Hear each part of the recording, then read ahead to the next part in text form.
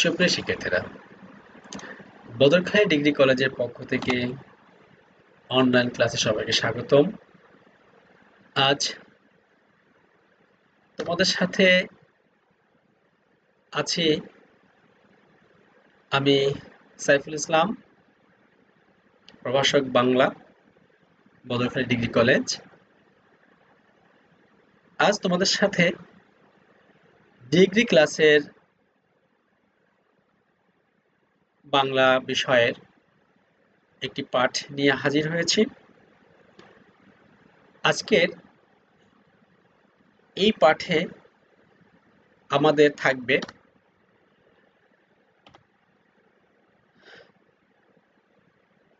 জাতীয় ভাষা বাংলা এর একটি কবিতা, বনলতা সেন।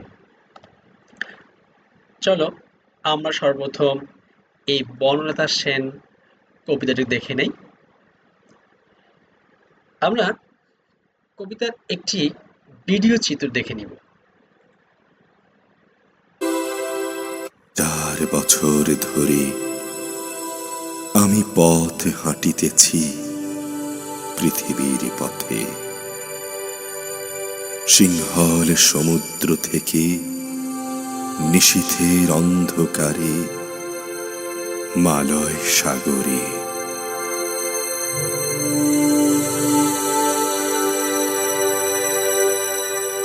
অনেক ঘুরেছি আমি বিম্বিসার অশোকের ধূসর জগতে। সেখানে ছিলাম আমি আরো দূর অন্ধকারে বিদর্ভ নগরে। আমি ক্লান্ত প্রাণ এক, চারিদিকে জীবনের সমুদ্র সফে আমারে দুদণ্ড শান্তি দিয়েছিল নাটোরের বনলতা সেন।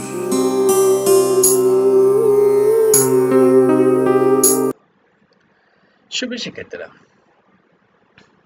আমরা দেখছি আমাদের বাংলা সাহিত্যের একজন অন্যতম সেরা কবি, যিনি নিজের ভাবাদর্শে জায়গা করে নিয়েছেন বাংলা সাহিত্যে, যাকে আমরা রূপসী বাংলার কবি বলে আখ্যায়িত করি, যাকে তিমির হননের কবি বলে আখ্যায়িত করি, সেই জীবনানন্দ দাশ এর একটি বিখ্যাত কবিতা বনলতা সেন। এই কবিতার মধ্যে তিনি ইতিহাস চেতনা এবং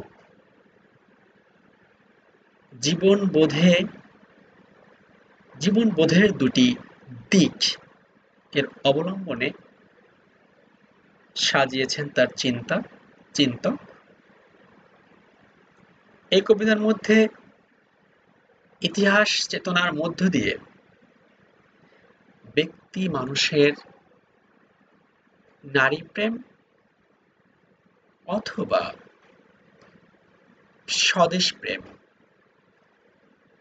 এই দুটোকেই একটি গোলক ধাঁধার মধ্যে বন্দী করে জীবনানন্দ দাশ আমাদের সামনে উপস্থাপন করেছেন বনলতা সেন কবিতাটি। ওনার ভাষায়, হাজার বছর ধরে আমি পথ হাঁটিতেছি পৃথিবীর পথে, সিংহল সমুদ্র থেকে নিশীথের অন্ধকারে মালয় সাগরে। অনেক ঘুরেছি আমি বিম্বিসার অশোকের ধূসর জগতে। সেখানে ছিলাম আমি আরো দূর অন্ধকারে বিদর্ভ নগরে। আমি ক্লান্ত প্রাণে, চারিদিকে জীবনের সমুদ্র সফেন আমারে দুদণ্ড শান্তি দিয়েছিল নাটোরের বনলতা সেন।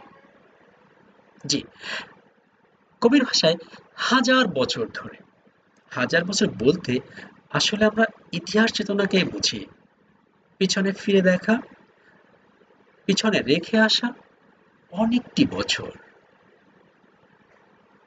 হয়তো আমাদের বাস্তব জীবনে কোনো মানুষ হাজার বছর হাঁটতে পারে না ঠিক, কিন্তু জন্ম জন্মান্তর থেকে জেনেটিক পদ্ধতিতে, অথবা মানুষের স্বপ্নে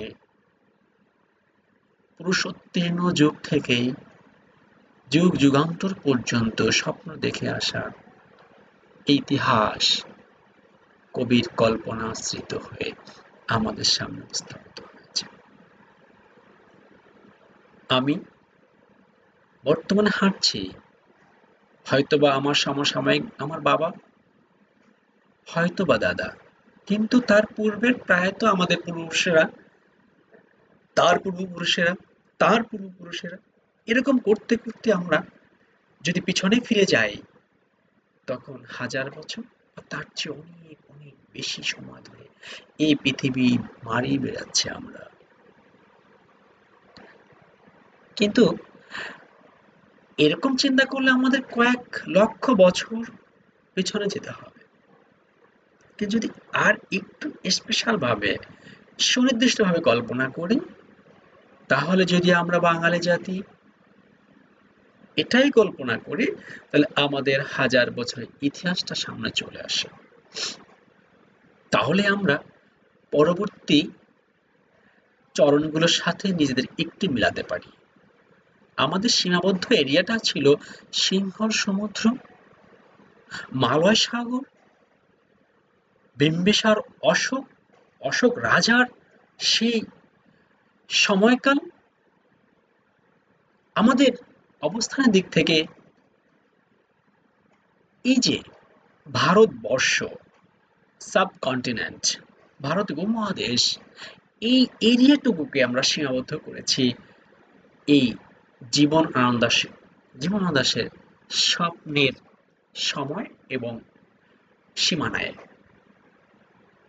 আমরা যদি একটু দেখে নিই, সিংহল সমুদ্র ছিল এমন একটি স্বপ্নের জায়গা, যা মানুষ সমুদ্রের মধ্যখানে একটি দ্বীপকে চিনত, বর্তমানে যার নাম শ্রীলঙ্কা, যার একটি উল্লেখযোগ্য দিক আছে, সে সমুদ্রের মধ্যে নিজে ভেসে বেড়াচ্ছে, চারদিকে পানি বেষ্টিত, আর যা আমাদের এই সাবকন্টিনেন্টের পশ্চিম দক্ষিণ কর্নারে অবস্থিত। আবার এই সাহিত্যিক, আবার এই কবি একদিকে যেমন মালয় সাগরকে উল্লেখ করেছেন, অন্যদিকে সিংহল সমুদ্রকে তিনি উল্লেখ করেছেন। তার মধ্যখানে যে জায়গাটুক তা হলো সাবকন্টিনেন্ট। অপরদিকে অশোক রাজার একটি সময়কালকে উনি উল্লেখ করেছেন। অশোক রাজা ছিল প্রাচীন, প্রাচীনকাল বলতে হাজার বছর আগে বা খ্রিস্টপূর্ব সময়কালে ভারতবর্ষের একজন উল্লেখযোগ্য রাজা। এই সাবকন্টিনেন্টের মধ্যেই তার রাজ্য, যা দক্ষিণাত্যের এখানে প্রতিষ্ঠিত ছিল। তিনি এখান থেকে যদি আরো একটু সম্প্রসারিত চিন্তা করছেন, যেখানে উনি একটি নগরের কথা উল্লেখ করেছেন, বিদর্ভ নগর, যাকে বলেছেন যে অন্ধকার।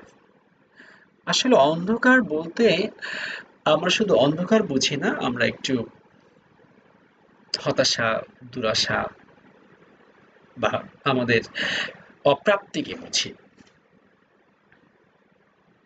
তো কবির দৃষ্টিভঙ্গিতে আমার এই জাতিটা যে সীমানার মধ্যে ঘুরে বেড়াচ্ছে, তা হলো একদিকে বর্তমান শ্রীলঙ্কা, অপরদিকে মালয় সাগর মানে মালয়েশিয়া, উত্তরে সে অশোকের সেই ধূসর জগৎ, তার মানে সেই হিমালয় পর্বত, অপরদিকে পশ্চিমের সেই বিদর্ভ নগর, যাকে আমরা এটি অন্ধকার মানে পর্বত মণ্ডিত, বা যেটা আমাদের সীমানার বাইরে, যে আমাদের হতাশায়, দুরাশায় পরিণত হয় এমন একটা অঞ্চলকে বুঝি। আর এর মধ্যে জায়গাটুকুর মধ্যে আমি বা আমার জাতি হাজার বছর ধরে আবর্তন করে বেড়াচ্ছে।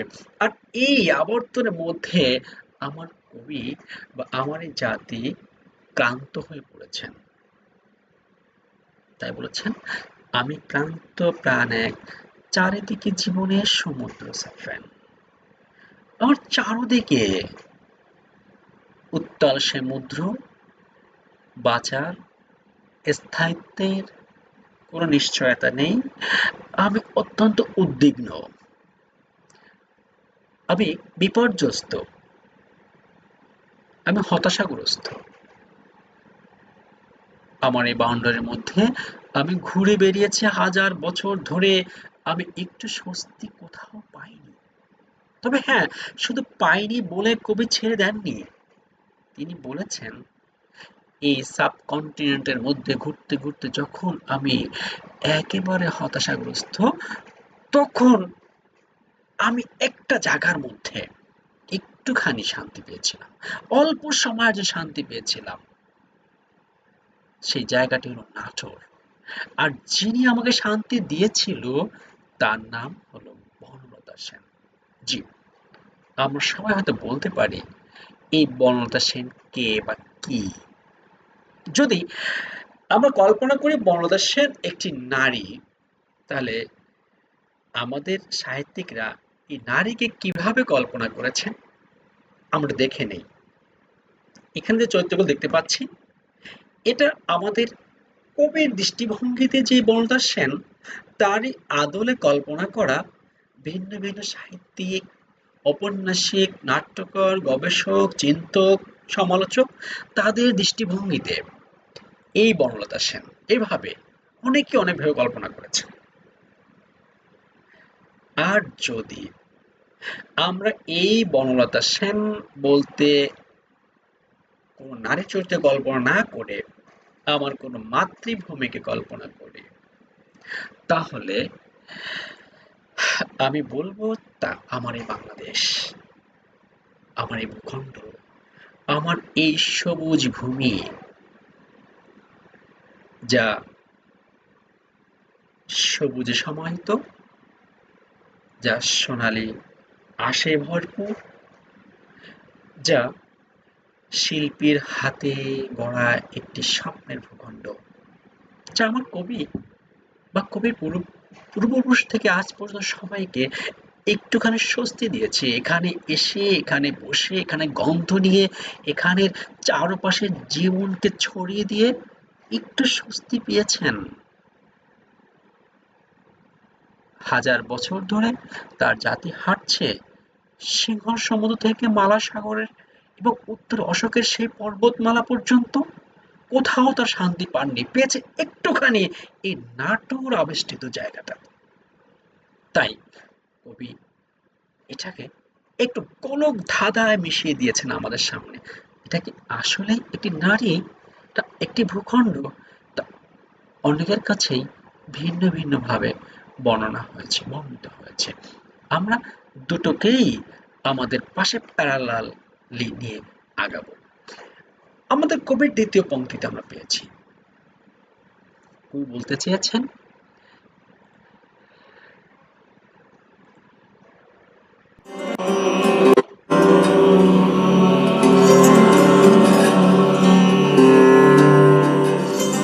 চুলতার কবেকার অন্ধকার বিদিশার নিশা, মুখতার শ্রাবস্তির কারুকার্য।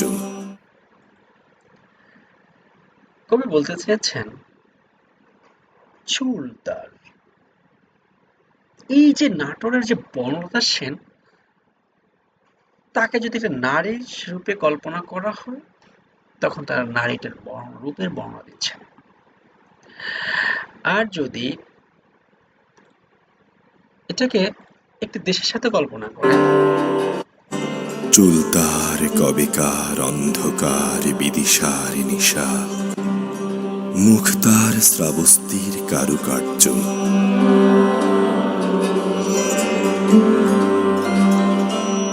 অতিদূর সমুদ্রের পর হাল ভেঙে যে নাবিক হারাইছে দিশা,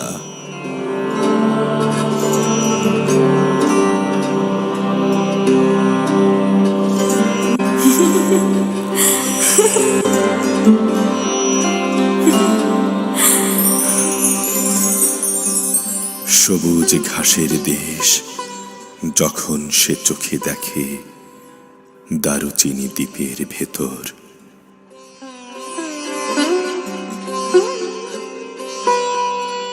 তেমনি দেখেছি তারে অন্ধকারে, বলেছে সে। এতদিন কোথায় ছিলেন? পাখির নীড়ের মতো চোখ তুলি নাটোরের বনলতা সেন।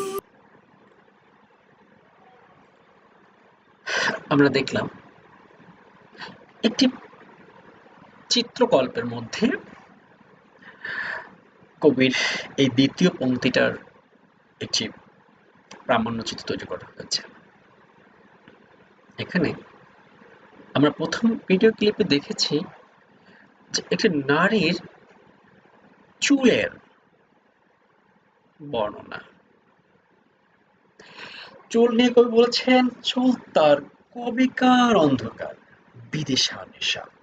বিদেশ একটি নগরী, যে নগরীটায় মানুষের একটা প্রেম, মোহ, ভালোবাসা জড়িত। কারণ এই নগরীর মধ্যে আলো আঁধারে অথবা তখনও গ্যাস বাল্বের বিদ্যুতের আবিষ্কার হয়নি, অন্ধকারের মধ্যে একটি প্রেম মোহ ছিল। যেমনি ভাবে নারীর কালো ঘন চুলের প্রতি মানুষের একটি আকর্ষণ থাকে। চুলের বর্ণনার পাশাপাশি কবিতার চিন্তার বা স্বপ্নের বা কল্পনার বা পেয়ে যাওয়া বাস্তবের যে নারীর প্রামাণ্য একটি রূপ উত্থাপন করেছেন, তার মুখের বর্ণনা দিয়ে বলেছেন তার মুখ শ্রাবস্তির কারুকার্যের মতো। সে যে শ্রাবস্তিক নগরী, সেই নগরীটাও শিল্পীর হাতে তৈরি করা একটি শহর, যার প্রত্যেকটি দালান কোঠা, ইমারত শিল্পী অত্যন্ত সুনিপুণভাবে কল্পনার রং মিশিয়ে মিশিয়ে তৈরি করেছেন। ঠিক কবির সেই স্বপ্নে পাওয়া বা বাস্তবে পাওয়া বা কল্পনায় পাওয়া যেই বর্ণলতা সেনের মুখ অবয়ব কল্পনা করেছেন, অথবা কবি যে মাতৃভূমি বা যে অঞ্চলের বা যে ভূখণ্ডের রূপ আমাদের সামনে উপস্থাপন করেছেন, তা অত্যন্ত সুনিপুণ শিল্পীর হাতের কারুকার্যে ভরপুর, যা অতি দূর সমুদ্রের পরে অবস্থিত। আর কবি বলছেন, সেই সমুদ্র পার হতে যেয়ে যদি কোনো নাবিক তার হালটা ভেঙে ফেলে, সে দিশা হারিয়ে যায়, সে হতাশাগ্রস্ত হয়ে পড়ে, তখন তার সেই নৌকা ভাসতে থাকে উদ্দেশ্যহীনভাবে, কিন্তু এরই মধ্যে যদি তার চোখে একটুখানি সবুজ ঘাসের নিদর্শন এসে পড়ে, তখন তার মনের মধ্যে একটি আনন্দ, আনন্দের হিল্লোল খেলে যায়, যাকে আমার কবি কল্পনা করেছেন একটি দারুচিনি দ্বীপের মতো করে। আসলে এই দারুচিনি দ্বীপ বলতে কবি যদি কিছুকে বুঝান, তাহলে আমরা আধুনিক একজন কবি, সাম্প্রতিক প্রয়াত একজন কবি হুমায়ুন আহমেদের দারুচিনি দ্বীপের স্বপ্নটা দেখতে পারি, যা আমাদের সেন্ট মার্টিন দ্বীপকে বোঝাতে পারে।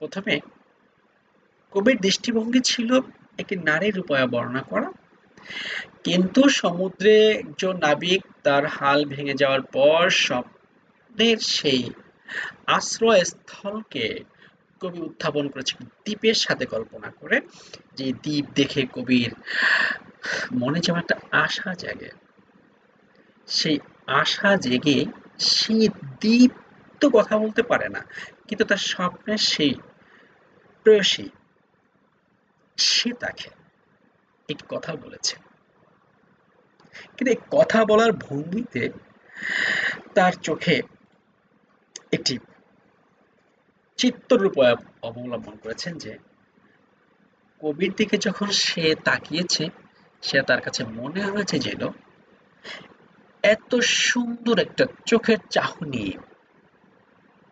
যেখানে তিনি বিনা প্রশ্নে আশ্রয় গ্রহণ করতে পারেন, যা তাকে একটু স্বস্তি দিতে পারে।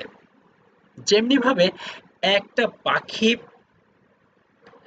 অত্যন্ত সুনিপুণ ভাবে নিজে থাকার জন্য, আশ্রয়ের জন্য, সমস্ত দিনের ক্লান্তি জুড়ানোর জন্য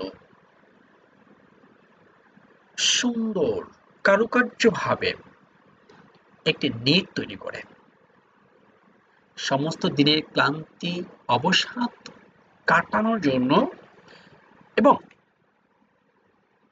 তার জোড়ার অন্যটিকে সাথে নিয়ে জীবনযাপন করার জন্য একটি বাসা তৈরি করে।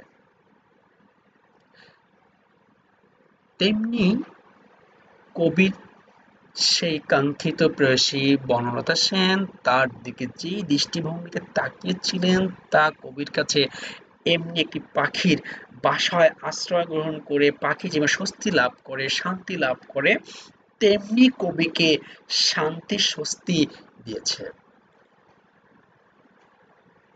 কবির মনে হচ্ছে সমস্ত দিনের ক্লান্তি এই জায়গাতেই আমার দূর করা সম্ভব, এই নেইটুকুতে আমি স্বস্তি লাভ করতে পারবো, তা পৃথিবীর আর কোথাও আমি পারবো না। যদি আমরা আসলে নারীর রূপের দিকে তাকাই, তাহলে হয়তো কবি এমন একজনকে পেয়ে গিয়েছিলেন যার নাম আসলেই কোনো বনলতা সেন ছিল, অথবা তার স্বপ্নের কোনো নারীকে তিনি বনলতা সেন নাম উত্থাপন করেছেন। আর যদি সেটা নারী চরিত্র নাই হয়ে থাকে, তাহলে আমরা যদি মাতৃভূমিকে বোঝানোর জন্য বোঝাতে চাই, তাহলে আমরা বলবো সেটা আমার এই ভূখণ্ড, আমার এই বাংলাদেশ, এই প্রাণের মাতৃভূমিকে উনি বুঝিয়েছেন, যা অত্যন্ত সুনিপুণভাবে শিল্পীর তুলিতে অঙ্কন করার মতো একটি ভূখণ্ড, যেখানে আসলে সকল ক্লান্তি দূর হয়ে যায়, মনের মধ্যে যে আশা জাগে, এখানে একটু বিশ্রাম নিয়ে আমি স্বস্তি লাভ করব, এটাকে নির্দ্বিধায় নিষ্প্রশ্নে কল্পনা করা যেতে পারে।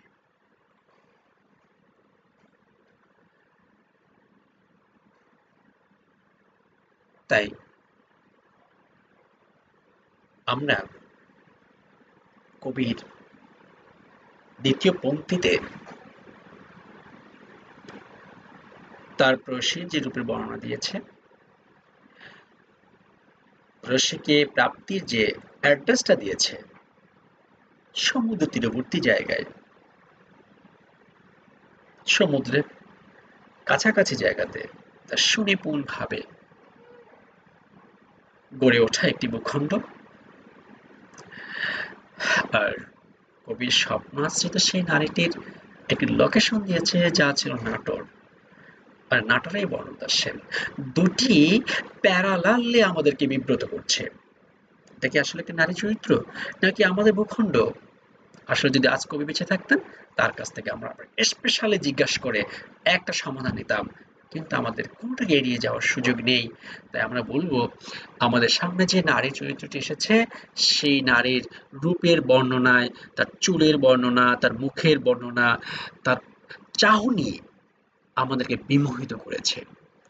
ঠিক আমার এই মাতৃভূমির গাছপালা, সবুজ বন বনানী, তার মাতৃভূমির যে নদীমাতৃক মাতৃভূমির যে চিরুনির মতো ফিরে যাওয়া ভূখণ্ড, ধান পাকার সেই সোনালী দৃশ্য, আমাদের সেই সবুজের পাট, নদী পার্শ্ববর্তী অঞ্চলগুলোতে কাশবন আমাদের মুগ্ধ করেছে। মনে হচ্ছে সে আমাকে আঁচলে ঢেকে রেখেছে, আমার সমস্ত ক্লান্তি দূর করার মাত্র সেই একমাত্র অবলম্বন। পৃথিবীর বিভিন্ন অঞ্চল ঘুরে যখন আমি ক্লান্ত হয়ে পড়েছি, যখন আমরা ক্লান্ত হয়ে পড়ি, বা বিভিন্ন পৃথিবীর অন্যান্য প্রান্তের মানুষরা যদি ক্লান্ত হয়ে পড়ে, সে যদি একটু স্বস্তি চায়, সে যদি এই ভূখণ্ডে আসে, তাহলে প্রেয়সীর কাছে গেলে যেমনি একটি মানুষ স্বস্তি লাভ করে, এই ভূখণ্ডে আসলেও সে তেমনি স্বস্তি লাভ করবে। আমার কবি আমাদেরকে প্যারালালি সেটাই বুঝিয়ে দিয়েছেন। আমরা কবির পরবর্তী পংক্তিতে যাব। এখানে কবি আমাদেরকে যে স্বস্তির জায়গাটা বর্ণনা করেছেন, আমরা কাদের মতো স্বস্তি লাভ করতে পারি প্রেয়সীর কাছে, তার একটা বর্ণনা একটু একটা প্রামাণ্য চিত্রে দেখে আসি।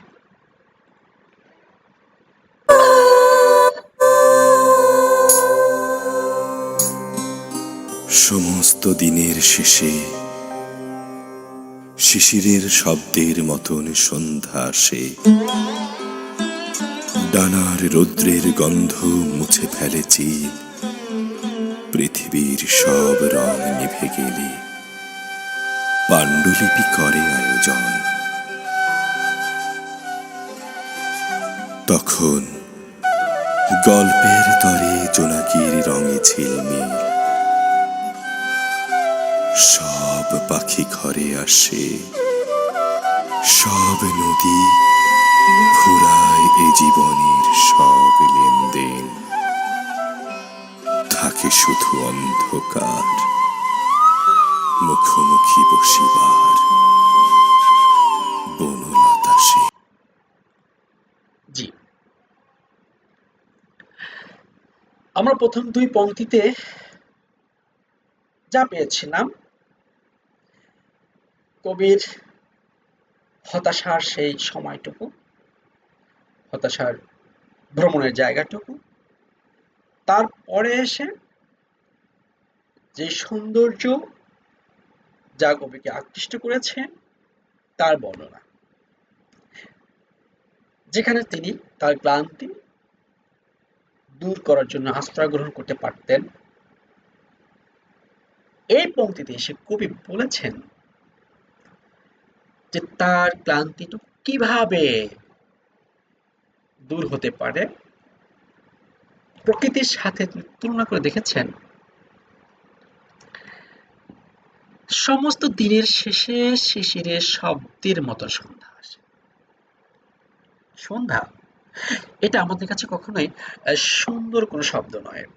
সন্ধ্যা বলতে আমরা যেমন দেখি আলোর শেষ, অন্ধকার শুরু। সন্ধ্যা মানে জীবনের শেষ, জীবনের সমাপ্তির দিকে এগিয়ে যাওয়া। আমরা বুঝতে পারি না কখন আমাদের কাছ থেকে আমাদের সময়টা অতিবাহিত হয়ে যায়, যেমনি ভাবে বুঝতে পারি না কি করে আমাদের এই জমিনের উপরে শিশির আবর্তিত হয়, শিশির পড়া, শিশির ভেজা। আমরা অনেকক্ষণ পরে বুঝতে পারি যে হ্যাঁ, শিশির পড়ছে, ঘাস ভিজে যাচ্ছে, আমরা ঠান্ডা অনুভব করছি, কিন্তু দেখতে পাই না। ঠিক যেমনি ভাবে আমরা উপলব্ধি করতে পারি না যে আমাদের বয়সে কখন বার্ধক্য চলে এসেছে, দিনটা কখন শেষ হয়ে গেল, সূর্য কখন পশ্চিম আকাশে হেলে পড়েছে। আবার কিছু জীবের সাথে তুলনা করেছেন, প্রাণীর সাথে, পাখির সাথে। ডানা রৌদ্রের গন্ধ মুছে ফেলেছে। আমরা জানি পক্ষীকুলের মধ্যে আকাশের সবচেয়ে উপরে যে পাখিটা বিচরণ করে সে হলো চিল। সূর্যের খুব কাছাকাছি, সূর্যের খরতাপ কখনো লম্বভাবে কখনো তীর্যকভাবে এই চিলের পিঠে পড়ে। আমাদের চেয়ে সে অনেক গুণ বেশি তাপ সহ্য করে, কিন্তু ঠিক সন্ধ্যায় সে তার নীড়ে ফিরে আসে। আর সমস্ত দিন তার পিঠের উপরে রৌদ্রে যে তাপটা পড়েছিল, যে উত্তাপে সে উত্তপ্ত হয়েছিল, সেটাকেও সে কি ছেড়ে ফেলে দেয়। সে স্বস্তি লাভ করে তার এই নীড়ে ফিরে। আমরা চিলকে তো সবাই চিনি, কিন্তু দেখে নেই আসলে এই চিলটা আমাদের সামনে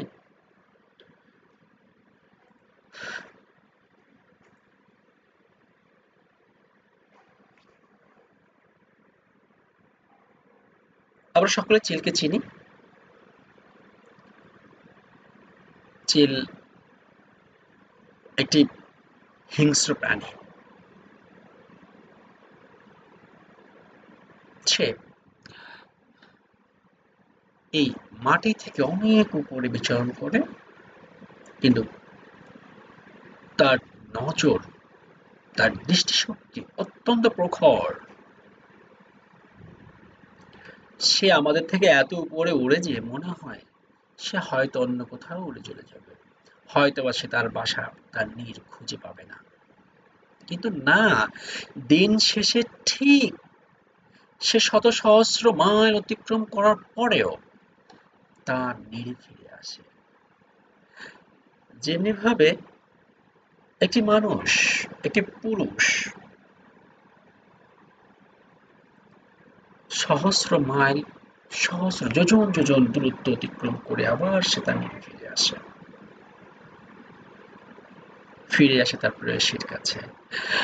কবির দর্শনে আমরাও পৃথিবীর যে প্রান্তে ভ্রমণ করি না কেন, আমরা আমাদের এই ভূখণ্ড, এই মাতৃভূমিতে ফিরে আসি একটু স্বস্তি লাভের জন্য। হ্যাঁ, পেয়েও যাই। আবার আমরা আমাদের যৌবনকালে যত ভ্রমণ করি না কেন, জীবনের শেষ লগ্নে এখানেই ফিরে আসি স্বস্তি লাভের জন্য। আমাদের পিঠের উপর থেকে চলে যাওয়া ক্লান্তি, কষ্ট, শ্রম সবগুলোকে আমরা ভুলে যেতে চাই। ওই চিলের মতো যে সমস্ত দিন রৌদ্রের খরতাপ সহ্য করে একটু স্বস্তি লাভের জন্য নিরে ফিরে আসে, আমরা এই মাতৃভূমিতে যারা জন্মগ্রহণ করেছি, আমরা পৃথিবীর অন্যান্য প্রান্তে ভ্রমণ করে ক্লান্ত হলেও জীবনের শেষ দিকে এখানে চলে আসি সে স্বস্তি লাভ করার জন্য। যেমনি ভাবে প্রত্যেক পুরুষ স্বস্তি লাভের জন্য দিন শেষে ফিরে যায় তার প্রেয়সীর কাছে, আমাদের কবির ভাষায় সে হল বনলতা সেন। আর এই স্বস্তিটা আমাদের কাছে কেমন আনন্দ ভোগ দেয়। কবির ভাষায় বলেছে, পৃথিবীর সব রং নেমে গেলে পাণ্ডুলিপি করে আয়োজন। আমরা এখানে অত্যন্ত চমৎকার ভাবে নানা বিচিত্র অভিজ্ঞতার মধ্য দিয়ে অতিক্রম করি আমাদের শিশু, শৈশব, যৌবনকাল। আমরা যখন বার্ধক্যে উপনীত হই, তখন আমাদের আর কিছু করার থাকে না। তখন শুধু আমাদের একটু মিলিয়ে দেখতে হয় যে জীবনে কি করে এসেছি, পাণ্ডুলিপিটা আরেকটু করে আমাদের সাজাতে হয়, সংশোধন করতে হয়, অথবা এর বিচিত্র অভিজ্ঞতাকে আরেকটুখানি আমাদের পুনরাবৃত্তি করতে হয়, এবং তখন আমরা কিছু পুলকিত হই। ওরকম যেমনি ভাবে সন্ধ্যায় আমাদের বাড়ির আঙিনাতে জোনাকিরা ঝিলমিল করে আমাদেরকে আনন্দ দেয়। আমরা সবাই নিশ্চয়ই এই জোনাকি পোকাগুলোকে চিনি, যা সন্ধ্যার পরে আমরা দেখতে পাই আমাদের বাড়ির বিভিন্ন আঙিনাতে জড়ো হয়, এবং তাদের শরীরের পশ্চাৎ দেশে একটি আলো ছড়িয়ে এই গাছগাছালি বা বন ঝোপকে আলোকিত করে তোলে। আমরা পুলকিত হই এবং তার কাছে ছুটে যাই, আমরা মুগ্ধ হই। আমরা জোনাকি পোকাগুলোকে ধরেও দেখি।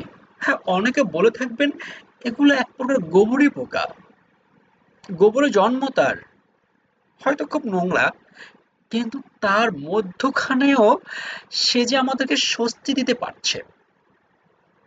সে অনর্বর, সে অনেক সুন্দর নাও হতে পারে, কিন্তু সন্ধ্যায় তার যে ঝলমলে আলো আমাদেরকে বিমুগ্ধ করছে, তা আসলে অন্য অনেক সুন্দর প্রাণী পাচ্ছে না।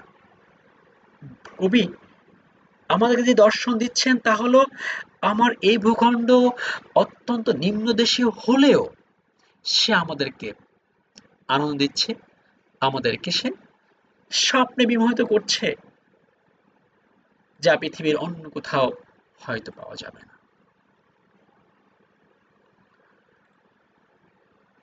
তাই আমাদের যখন জীবনের সকল লেনদেন ফুরিয়ে যায়, তখন এই জোনাকির মতো এই ভূখণ্ড আমাদেরকে একটুখানি স্বস্তি দেয়। যেমনি ভাবে কবি বলছে, সব পাখি ঘরে আসে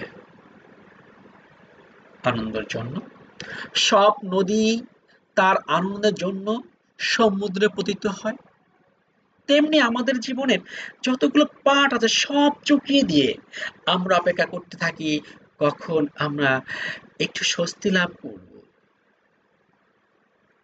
ফিরে যাব আমার মাতৃভূমির কাছে।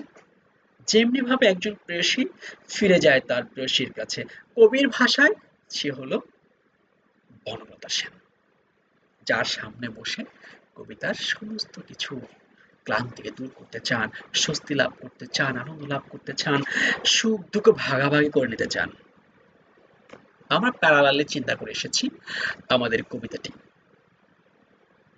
কবি আমাদেরকে একটি গোলক ধাঁধার মধ্যে দিয়ে টেনে নিয়ে আসছেন আমাদের সহস্র বছর পুরাতন ইতিহাস থেকে আজ পর্যন্ত, বা আমাদের জীবনের শেষ দিন পর্যন্ত। এটা ইতিহাস থেকে ভবিষ্যতের দিকে নিয়ে গিয়েছেন। আর এই ইতিহাস থেকে বর্তমানকে অতিক্রম করে ভবিষ্যতের দিকে নিয়ে যাওয়াকে আমরা বলি পরাবাস্তবতা। কল্পনায় জীবন, কল্পনায় এই জীবনটাকে কবি যেভাবে সাজিয়েছেন তা আসলে আমাদের সাহিত্যাঙ্গনে একটি নতুন ভাবধারা, বিশেষ করে বাংলা সাহিত্যে। আর এই জন্যই আমাদের কবি এই জীবনানন্দ দাশ একটি নিজের শক্তিতেই বসে আছেন। আমরা যদি কবির কথাতেই বলতে আসি, তাহলে কবি আমাদেরকে তিনটি ভাবধারায় তার কবিতাটিকে বর্ণনা করেছেন। প্রথমে ইতিহাস চেতনা, এর মধ্য দিয়ে আমাদের আবর্তন এর সীমা নির্ধারণ করে দিয়েছেন। দ্বিতীয় পংক্তিতে আমাদের ক্লান্তি দূর করার জন্য যার কাছে এসেছি তার সৌন্দর্য বর্ণনা করেছেন। আর আমাদের তৃতীয় পংক্তিতে দেখিয়েছেন কি করে ক্লান্তি দূর করা যায়, প্রকৃতির সাথে আমাদের মিশিয়ে দিয়েছেন।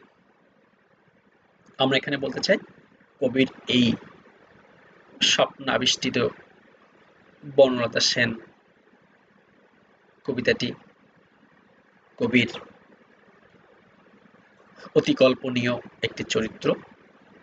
বনলতা সেনের মধ্য দিয়ে আমাদের স্বস্তির দিকে এগিয়ে নিয়ে গিয়েছেন।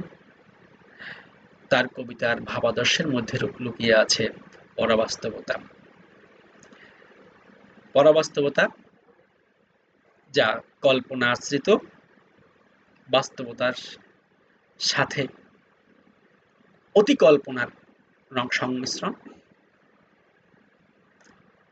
এখানে আমরা একটু বলতে চাই, যখন বাংলা সাহিত্যে রবীন্দ্রনাথ একক শক্তিতে সমগ্র অঙ্গন, সাহিত্যের সমগ্র শাখা নিজ বলয়ে চৌম্বকের মতো আকৃষ্ট করে রেখেছিলেন, তখন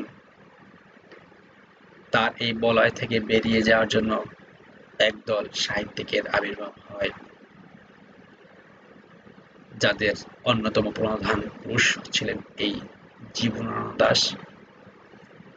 তার সাথে আরো অনেকেই যুক্ত ছিলেন, বুদ্ধদেব বসু, অচিন্ত্য কুমার, এরকম আরো অনেকেই, যাদেরকে আমরা ত্রিসূত্তর কবি বলে থাকি।